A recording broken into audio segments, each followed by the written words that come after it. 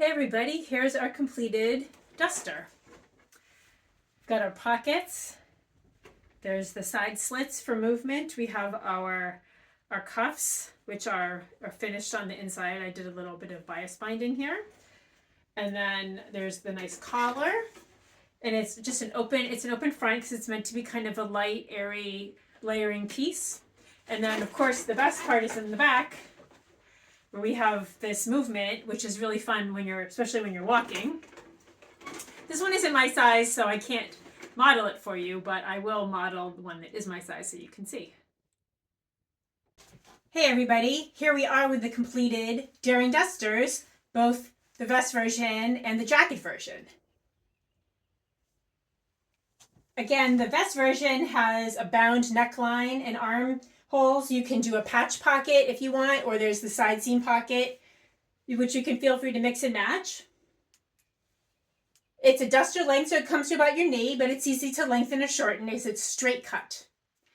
There's a bust start, and in the back is the exciting part.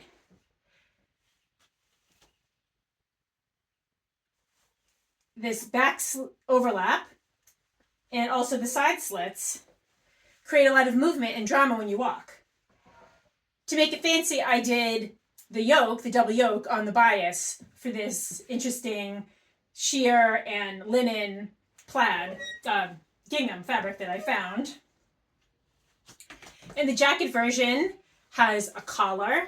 It has long sleeves, with a vented cuff, with an option to do a contrast if you want, which is what I did here for fun.